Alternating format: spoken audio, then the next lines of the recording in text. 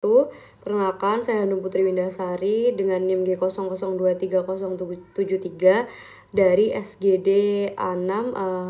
Hari ini saya akan menjelaskan tentang anatomi kardiorespirasi.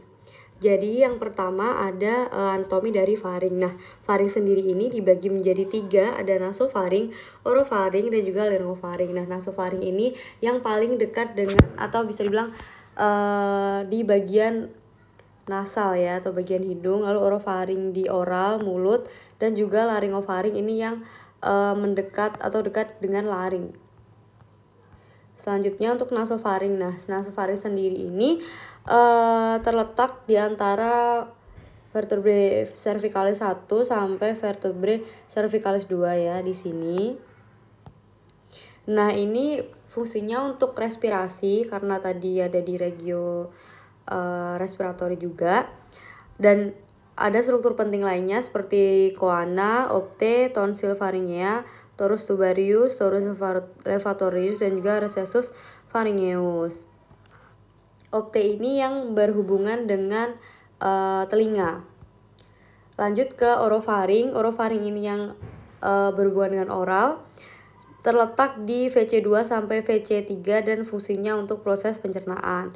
Yang ada isthmus faucium atau dulu pernah dipelajari di 1-3, ada di sini atau pintu masuk dari mulut menuju ke orofaring. Lalu ada arcus palatoglossus, arcus palatopharyngeus, fossa tonsillaris, dan juga tonsilla palatina. Lanjut ke laryngofaring. Nah, ini ada di sclerotopis VC3 sampai VC5 di sini. Oke, lanjut ke pembahasan struktur eksterna dari jantung atau bisa disebut skeleton cordis. Nah, skeleton cordis ini berfungsi sebagai tempat melekatnya miokardium, lalu tempat melekatnya cuspis atau katup jantung, lalu tempat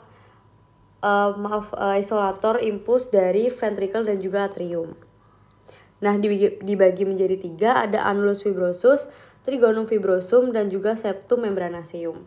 Yang pertama ada annulus fibrosus. Jadi annulus fibrosus ini adalah 4 cincin fibrosa yang mengelilingi 2 ostium atrioventrikular, orificium aorta, dan juga orificium truncus pulmonalis.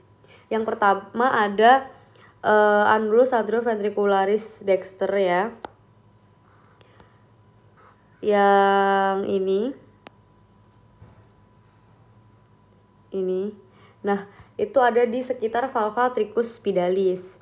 Lalu ada annulus antriventricularis sinister yang sini itu di sekitar valva mitrialis. Terus ada annulus valva aorta otomatis di sekitar valva aorta juga, dan ada annulus valva trunci pulmonalis di sekitar valva pulmonalis atau bisa disebut di katup-katup ini semua. Jadi valva itu sebutan lain dari katup. Lalu selanjutnya ada trigonum fibrosum. Jadi trigonum ini adalah daerah penebalan jaringan yang menghubungkan antara annulus ya. Jadi trigonum fibrosum juga dibagi menjadi 2, yaitu dextrum dan juga sinistrum. Yang dextrum itu di antara annulus fibrosus valva aorta dan annulus fibrosus antricular dextra ya di sini. Nah, kalau yang sinistrum itu di sininya. Next ke struktur internal dari jantung. Nah, yang pertama ada atrium dexter, lalu atrium sinister, ventricle dexter, dan juga ventricle sinister. Oke, nah ini untuk perbedaan secara umum di dexter sama sinisternya.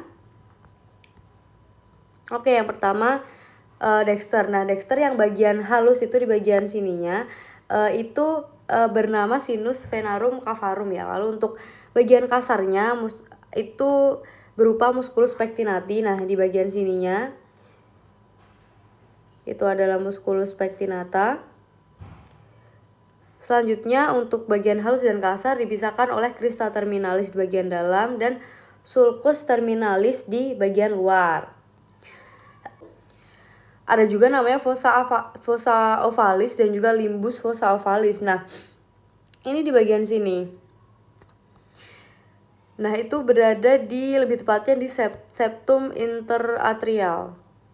Lalu selanjutnya ada ostium V dextra yang menghubungkan dengan ventriculus dexter, lalu ada ostium sinus coronaria dan juga ostium vena cava inferioria, intinya yang saling menghubungkan pada vena ataupun arteri tersebut.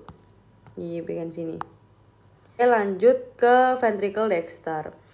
Nah, terdiri dari ruangan kasang yang tersusun atas trabekula karna. Nah, ini juga dibagi menjadi 3, yaitu musculus papillaris yang terikat pada chorda tendinae.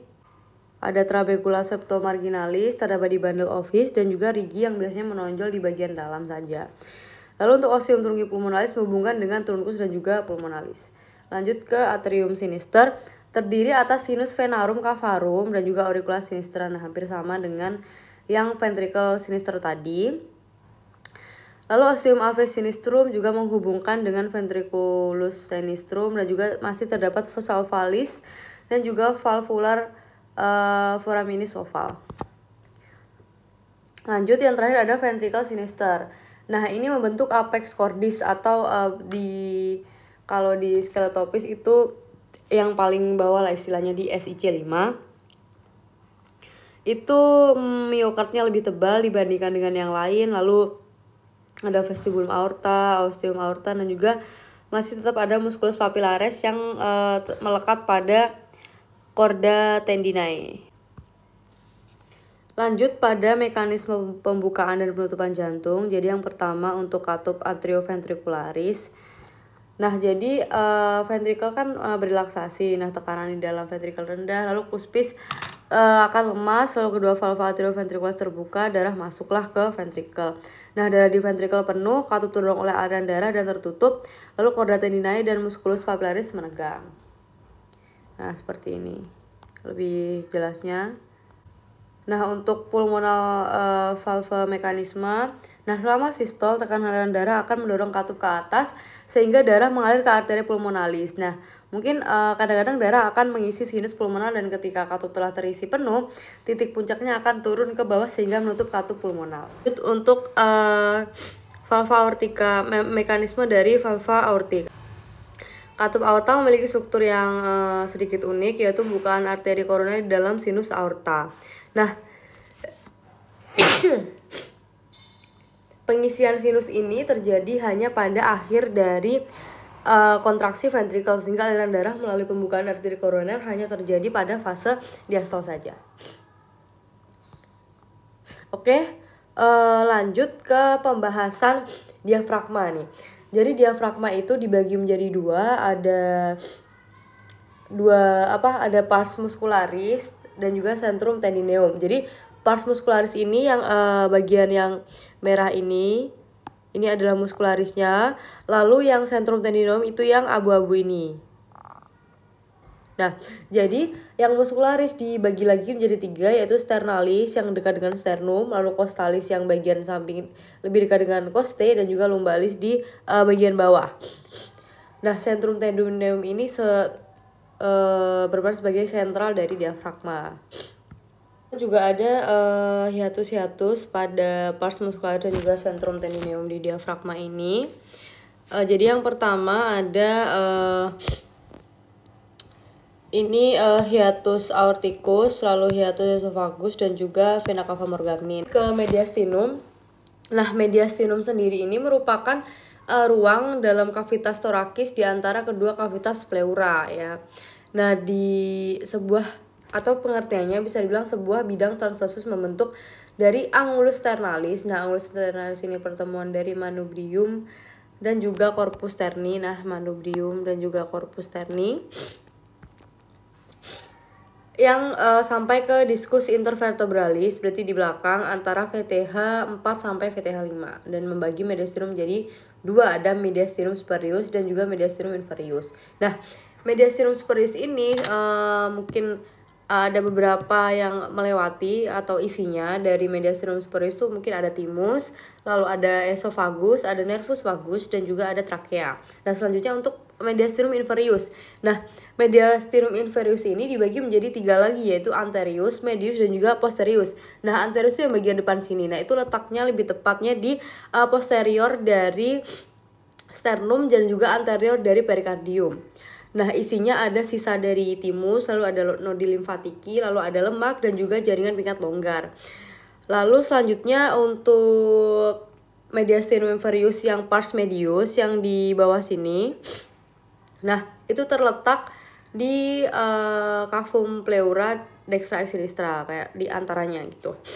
Ini tuh ada core dan juga ada perikardium.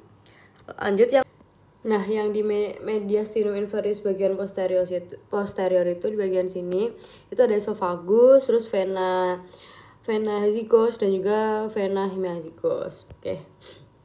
Mungkin cukup penjelasan dari saya mengenai anatomi kardiorespirasi ini. Sekian, wassalamualaikum warahmatullahi wabarakatuh.